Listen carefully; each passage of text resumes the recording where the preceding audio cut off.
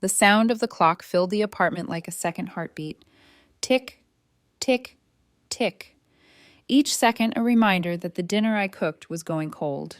2 plates, 2 glasses of wine, only one chair pulled out.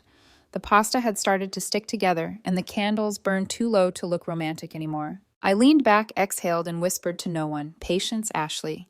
You've always had patience." That was supposed to be my strength, being the calm one, the one who didn't raise her voice, who waited, who believed love was a plant that just needed time and light. But lately, it felt like I'd been watering something already dead. My name is Ashley Harbaugh.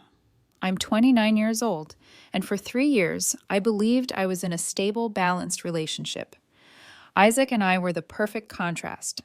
I was the architect who thrived on structure and precision.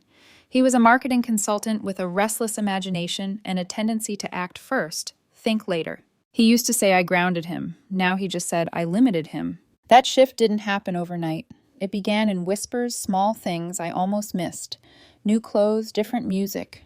Sudden phrases that didn't sound like him, vibes, authentic energy, alignment.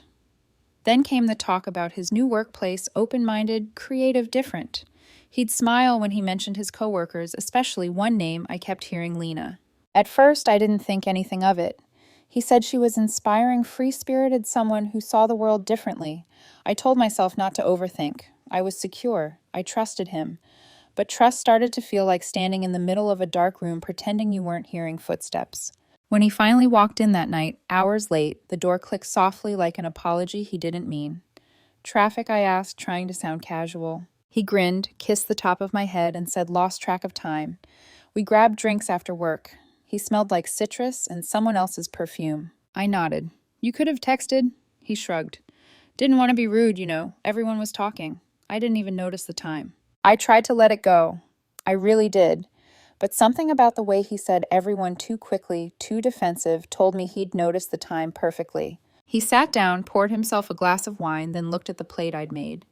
"You didn't have to cook," he said, taking a sip. "I wanted to," I replied. "It's Friday." He smiled faintly. "You're sweet." The way he said it, soft, almost pitying, made my stomach twist. That night, while he showered, I walked past his phone on the counter.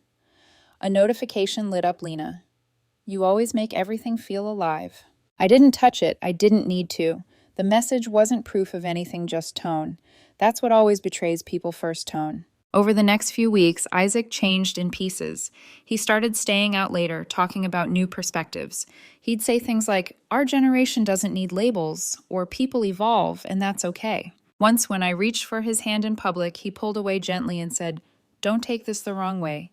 PDA just feels performative now." Performative, as if love needed an audience. I smiled through it. Because that's what I'd been taught. Don't react, don't escalate, don't push. But silence, I've learned, is its own kind of surrender. Then came the night that replayed in my head like a bad song. We were lying on the couch watching a documentary. Something about tribes that believed love had no ownership. He muted the TV halfway through and asked, "Ashley, do you ever feel like we're too conventional?" I looked at him confused. "Conventional how?" He stared at the ceiling. "Like we're following a script someone else wrote. You know, dates, exclusivity promises. It's so predictable." I half laughed. "You mean like a relationship?" He sighed, eyes still fixed on the ceiling. "See, you always make it sound like I'm wrong for wanting more." "More of what, Isaac?" I asked quietly. He didn't answer. He just got up, kissed my forehead, and whispered, "Forget it. You wouldn't understand." That's when I knew something was breaking. Not loud, not messy, just quiet, like the sound of glass cracking under pressure before it actually shatters. In the mirror that night, I studied my reflection, the same face he used to say was home. Now I looked like someone waiting for a door that would never open again. I told myself patience was love, but maybe patience was just the prettier name for denial. And somewhere deep down, I already knew what was coming. Mornings used to be soft between us. Shared coffee, quiet music, little jokes about whose turn it was to wash the mugs. Now they were choreographed silences. He scrolled. I brood. We existed in the same space like two ghosts haunting the memory of what used to be a home. Isaac had started talking differently. Not just the words, the weight of them. He'd come home with sentences that didn't belong to him. People should follow desire, not obligation. Attachment is ego. Control kills love. At first, I'd smile amused. You sound like one of those self-help podcasts. He'd grin and reply, maybe I'm finally learning something. But every something he learned seemed to erase a part of us. The more he discovered freedom, the less room there was for me in it. He spent more time at work, or creative nights as he called them, and every time I asked what that meant, he'd shrug and say, just brainstorming with the team. The team had a name now, Lena. I didn't ask questions, not because I didn't want to know, but because I already did. One night, I came home from a late project meeting and found Isaac on the balcony, wine in hand, music playing low. He didn't hear me at first. He was laughing softly into his phone, and then he said it, not my name, hers. He turned when he saw me. Hey, he said, casually lowering the phone. Didn't hear you come in. Who were you talking to, just Lena? She's having a rough week. I stood there in the doorway, his face half lit by the city lights, and for a brief second I wanted to believe him. Because believing him was easier than admitting that something sacred was slipping away one phone call at a time. He gestured at the wine bottle. Want a glass? No, thanks. You sure it's that one you like? That one I like was for anniversaries. He paused, lips tightening. You don't have to make everything sound so heavy, Ashley. Heavy. That's what love becomes when one person stops carrying their half. The next weekend, he asked if I wanted to go with him to a coworker's art show. I said yes, before realizing he didn't actually mean with me. I'll probably just meet people there, he said when I got ready. You don't really like that scene. I stopped mid-step. What scene is that? He smiled like I was being dramatic. The uninhibited kind. He left smelling like excitement and possibilities. I stayed home smelling like rosemary and waiting. When he returned hours later, I was asleep on the couch or pretending to be. He whispered into his phone as he walked past. I heard the smile in his voice. That night, I dreamed of falling not from a height, but from a memory. 2 days later, he brought up the topic again carefully, like testing the temperature of a wound. We were eating dinner. He set down his fork and said, Do you ever think maybe people aren't meant to be with just one person? I looked up. You mean emotionally or physically? He shrugged. Both. I mean, love shouldn't be ownership, right? I put down my glass. Is this about Lena? His fork clinked against the plate. God, you always assume the worst. Can't I just talk about ideas without you making it personal? Because it is personal, I said quietly. You don't talk about abstract freedom while someone else is in your bed. He froze. You think I'm sleeping with her? I didn't blink. Are you? The silence was sharp. He laughed once bitterly. You're too traditional sometimes. Traditional, I repeated. You mean loyal? He stood up, pacing. See, this is what I mean. You box everything in with labels. You need to grow a little, Ashley. I stared at him calm and cold. Grow into what someone who calls betrayal spiritual growth. His jaw flexed. You're impossible when you get like this. When he slammed the door that night, the sound didn't echo like it used to. It just landed, like the final nail in something that had already died weeks ago. Days turned into patterns work. Silence, small talk, avoidance. We stopped kissing goodnight. Stopped texting during the day. Stopped being we. Every evening, I'd pass the mirror by the hallway, and each time I saw less of myself and more of a woman learning to stand still while everything around her collapsed. But then one night, while brushing my teeth, I caught my reflection and said aloud, maybe he's right. Maybe I am too traditional. The thought hung in the air, absurd but freeing, because it wasn't a weakness. It was a choice to love with boundaries, to stay loyal when it meant something. And if that made me traditional, so be it. I didn't know it yet, but that small thought, that moment of defiance, would be the seed of everything that came after. It was late past midnight when Isaac came home that night. The lights in the living room were dim, just enough to cast soft shadows across the floor.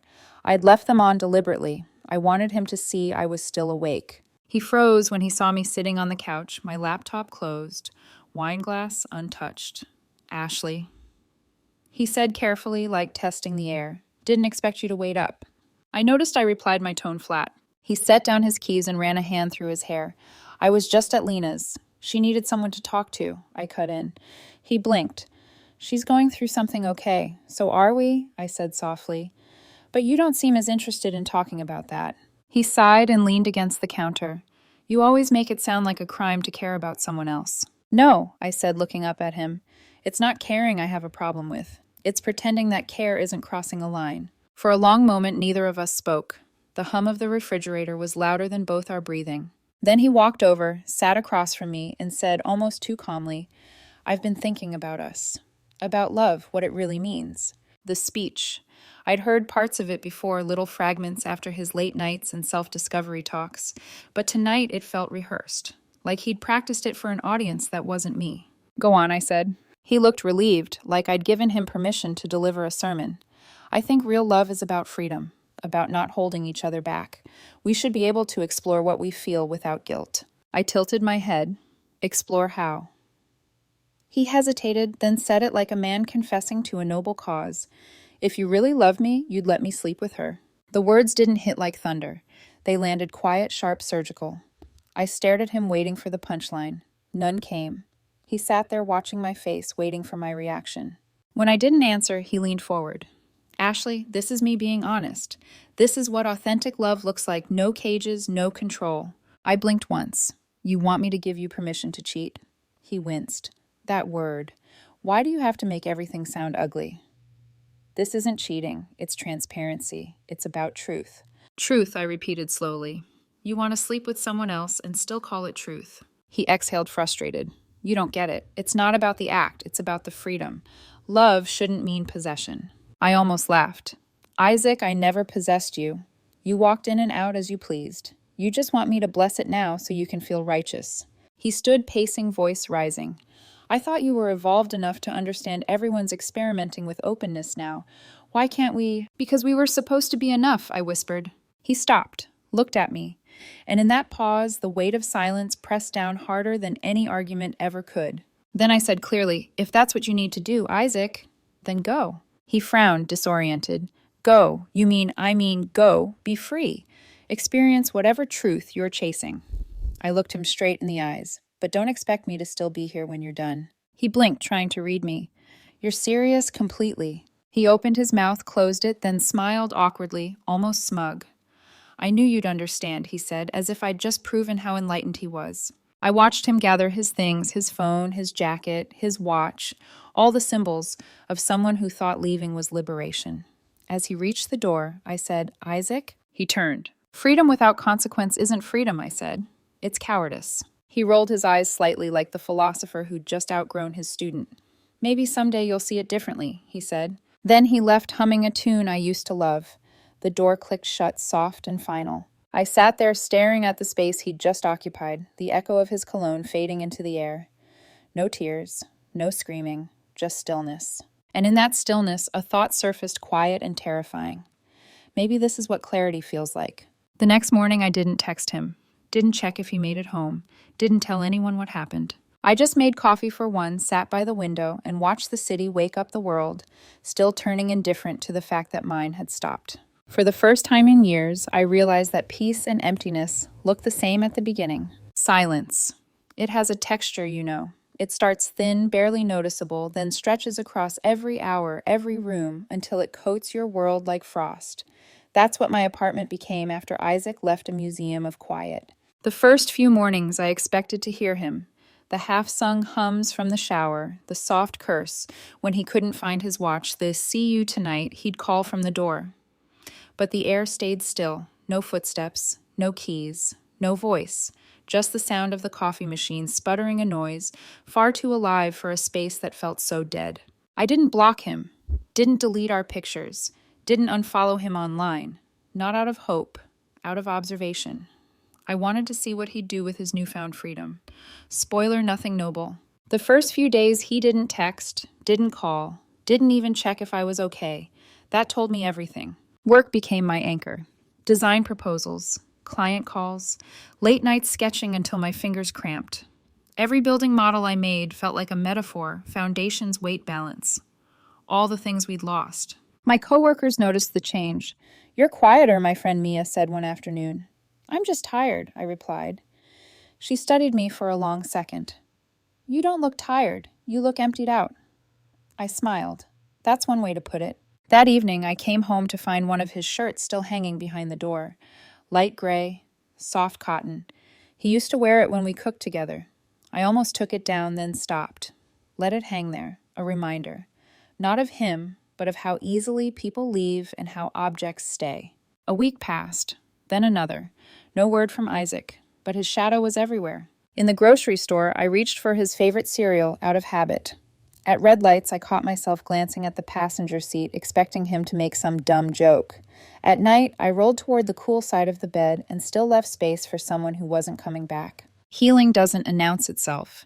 It sneaks in during small rebellions, like cooking for one without sadness, or sleeping through the night without checking your phone, or realizing you can breathe just fine without good morning texts. I wasn't angry anymore, not exactly. It was something quieter, colder, a kind of clarity I hadn't known before. The part of me that used to hope had gone still. One Saturday morning, while watering my plants, I noticed one of them, a small ivy, had started growing sideways instead of up. No matter how I turned it toward the light, it reached the other way. It made me think of Isaac always chasing some sun that didn't belong to him. I whispered, "You'll burn out there," before realizing I was talking to a plant. But maybe I wasn't. That same day, I got a message from a mutual friend. "Hey, saw Isaac last night at a bar with Lena. Looked rough." I didn't respond. I didn't need to. Because of course he looked rough. People always do when they finally get the thing they thought they wanted. By the 10th day, I noticed a shift inside me. The ache was still there, but duller. Like an old wound that no longer hurt, just reminded you where the knife went in. That night, I poured myself a glass of wine and opened the window. The city hummed outside, alive, chaotic, uncaring. I watched strangers cross the street below, each one carrying invisible heartbreaks of their own. And I thought maybe love isn't supposed to be a rescue. Maybe it's just supposed to be honest. I raised the glass toward the night and whispered, "To freedom." It didn't taste like revenge. It tasted like release. Still, I knew it wasn't over. Not really. Because men like Isaac always come back, not when they miss you, but when life stops applauding them. And when he did, I promised myself I wouldn't cry. I wouldn't yell. I'd simply stand in the ruins he made and let him see what peace looks like without him in it. It was a Thursday when his name finally lit up my phone again. Isaac. 2 weeks since he'd walked out humming like he'd just discovered enlightenment. I stared at the screen, letting it ring twice before answering. "Hey," I said, voice even. "Ashley, can we talk?" The sound of him was shaky thin, like someone trying not to break mid-sentence. I waited. I need to see you, please. I could hear noise in the background. Cars, wind, maybe fear. So I said what he didn't expect. "Okay, come by." When the doorbell rang that evening, I already knew what I'd see. Not the confident man who'd preached freedom 2 weeks ago.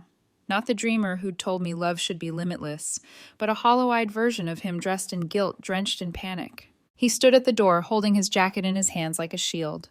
"Ashley," he breathed, almost relieved that I hadn't slammed it shut. I nodded once and stepped aside. "Come in." He hesitated before entering, as if the apartment itself might judge him. His eyes scanned the place, her mug still gone, the shirt behind the door, still hanging the plants greener than before. "Everything looks the same," he murmured. "That's the point," I said quietly. "Some things stay." He sank onto the couch, elbows on his knees, head in his hands. I messed up. I didn't move, didn't offer comfort. What kind of mess? He looked up at me, eyes red, voice trembling. I thought I could separate things. I thought it would feel freeing, but it didn't. It felt empty. "Empty," I repeated. "Freedom doesn't feel as romantic when it costs you everything, does it?" He swallowed hard. I didn't mean for it to go this far. "Go how far?" That's when he said it. The line I'll never forget. "Lena might be pregnant." The words didn't hit like thunder again, just quiet. The kind of quiet that makes the world tilt slightly off its axis. I looked at him for a long moment. He kept his eyes down, maybe waiting for anger, but there was nothing left in me to explode, just the faint ache of confirmation. Then I said calmly, "You got exactly what you wanted." He looked up sharply. "What's that supposed to mean?" "You said love should be free." "Well, that's freedom." Isaac, unfiltered and real. "You didn't want rules. Rules are what stop things like this." He shook his head. "Don't talk like that. I didn't want this. I didn't mean—" "Of course you didn't mean it," I said softly. "You never mean the damage until it's done." He reached toward me, desperate. "Please don't do this. I know I hurt you, but I need you. I can't handle this alone." Something in me snapped, not in fury, but in finality. "You chose alone," I said. "You stood here and told me love meant letting you go." So I did. Tears streamed down his face now, and he covered them with his hands. I was wrong. I was so wrong, Ashley. I thought I was being brave. I thought I was learning something new. But all I learned is that freedom means nothing when there's no one waiting at home. I stood still, my voice calm and cold. You're not wrong about that part. He looked up at me, then eyes full of disbelief. You're not even angry, I was. For a while. Then I realized anger ties me to you. I don't want that anymore. He flinched as if I'd hit him harder than a slap. You don't mean that. I mean every word I said. You found your freedom. Now live with it. He tried again, desperate now. Please, Ashley, I still love you. You know that. I almost smiled. Love without respect isn't love, Isaac. It's just possession dressed up as philosophy. He buried his face in his hands, shoulders shaking. And for the first time since he left, I didn't feel pain watching him cry. I felt clarity. When he finally looked up again, his face was pale. So that's it. You're just done. I was done the night you asked for permission to betray me. He stood unsteady. I don't even know who I am anymore. You will, I said, when you stop defining yourself by who's willing to forgive you. He looked around the room one last time, maybe searching for the version of me who used to wait up for him, who'd have folded him into her arms despite everything. But she was gone. He opened his mouth to speak, but nothing came. Finally, he whispered, I'm sorry. I know, I said. Now go, be free. He turned toward the door.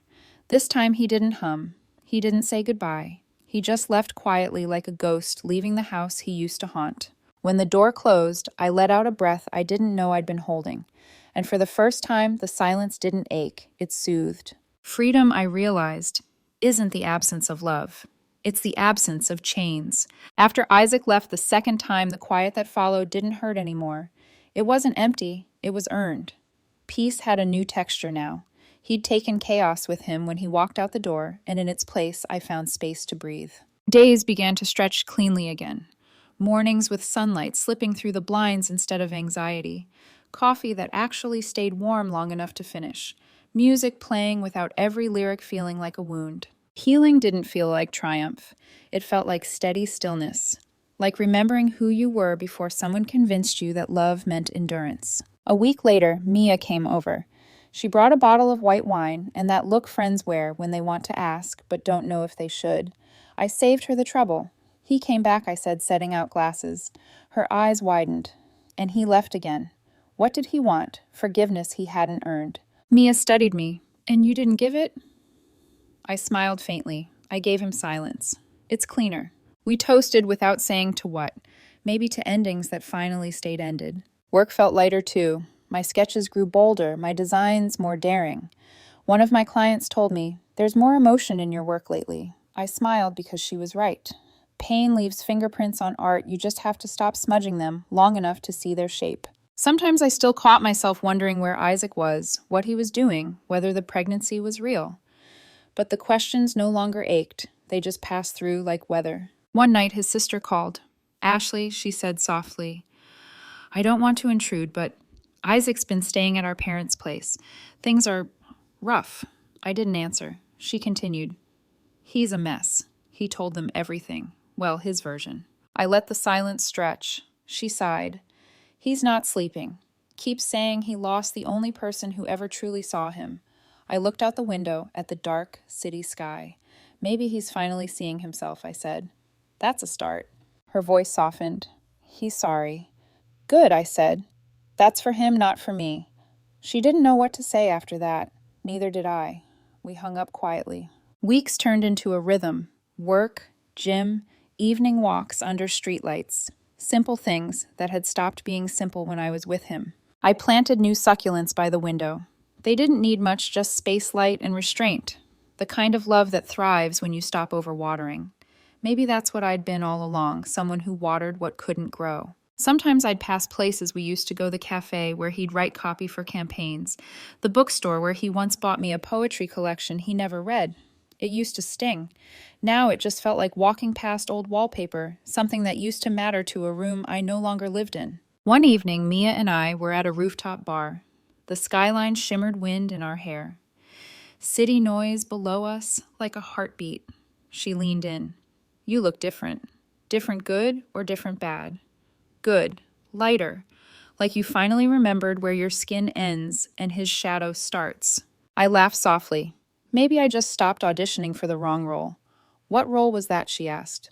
The forgiving woman. The next morning, I woke up to sunlight across my face. I didn't check my phone immediately. Didn't brace myself for disappointment. Didn't wonder what version of Isaac would text me next. Instead, I brewed coffee, opened my balcony door, and let the cool air in. For the first time in months, I caught myself humming. It wasn't sadness anymore, it was rhythm. And somewhere deep inside, I realized that closure doesn't arrive with an apology. It arrives with acceptance. I didn't need to know if he was suffering. I didn't need to hear him say I was right. The moment I stopped waiting for that was the moment I got everything I needed. Still, I couldn't shake one truth. People like Isaac always return again, when the silence they left behind grows louder than the applause they chased. I didn't know when, but I knew he would.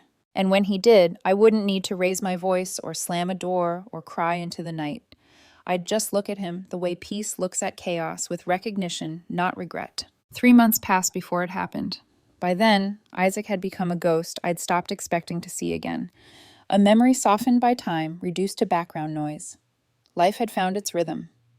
Again work, laughter, calm evenings, and the quiet pride that comes from surviving what once felt unsurvivable. So when I heard my name at the cafe that afternoon, it took me a moment to realize the voice was real. Ashley. I turned, and there he was. Isaac looked different. Not older, not thinner, emptier. The kind of emptiness that comes when you finally run out of people to blame. His hair was unkempt, his shirt wrinkled, his eyes ringed with exhaustion. He was holding a to-go cup that trembled in his hand. Hey, I said, calm, polite. He smiled weakly. You look good. I feel good, I replied. He nodded slowly, as if trying to process what that meant. I heard you got promoted, he said after a pause. Yeah, lead designer now. That's amazing. Congratulations.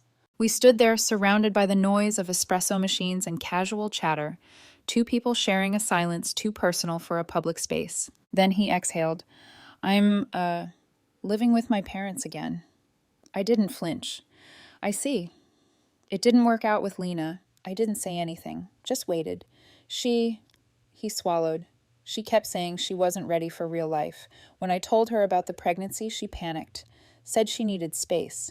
Then she blocked me. I nodded once, so she wanted freedom too. He looked at me, a flicker of shame in his eyes. Yeah, he whispered. Guess I got a taste of my own sermon. The words hung between us, almost poetic in their irony. I thought about you a lot, he said. Why, I asked. Because you were right, he admitted, voice trembling. Freedom without consequence isn't freedom. It's just running away. I thought I was chasing something real, but all I found was emptiness. For the first time, I believed him. Not because I wanted to, but because regret had finally softened his tone into truth. He stepped closer. Ashley, I miss you. I miss us. I miss the peace I had when I was with you. I smiled faintly. That wasn't peace, Isaac. That was me carrying the weight of your chaos and calling it love. He flinched. I know I hurt you, he said quietly, but I swear I've changed. I see it now. I'd do anything to make it right. I tilted my head. You said that every time you crossed a line. You said it like it was a prayer, but it was just a habit. He looked desperate now. You can't just walk away from everything we had. I already did, I said softly. His eyes glistened. You can't mean that. You still care about me. I can see it. I care, I said. But caring doesn't mean keeping someone who teaches you pain. He shook his head. I thought you'd fight for me. I did, I said, by letting you go. That shut him up. His lips parted, but no sound came. He looked lost, not for me, but for the version of himself that only existed in my forgiveness. I just thought, he began, then stopped. I thought you'd always love me. I did, I replied, but love doesn't survive disrespect. He stared at me unblinking, as if those words had finally stripped away the last illusion he had left. Ashley, please, he whispered. Just one more chance. I shook my head. You've had enough chances to build a life with me. You chose to dismantle it instead. He was crying now quietly, the way people do when they realize no performance will save them. I don't know what to do without you. You learn, I said. That's what I did. I picked up my coffee, the conversation ending as gently as it began. Goodbye, Isaac. He reached out as if to stop me, but then let his hand fall, and I could see the exact moment he realized there was nothing left to reach for. As I walked out into the sunlight, a breeze moved through my hair, cool and light, almost cleansing. I didn't look back. I didn't need to. Because closure isn't a door slamming. It's the sound of your own footsteps walking away without hesitation. That evening, I sat on my balcony, watching the city lights flicker alive one by one. And for the first time, I didn't feel like I was surviving something. I felt like I was living again. My last thought before bed was simple. Peace doesn't come when they apologize. It comes when you no longer need them to. And finally, after everything, I was free.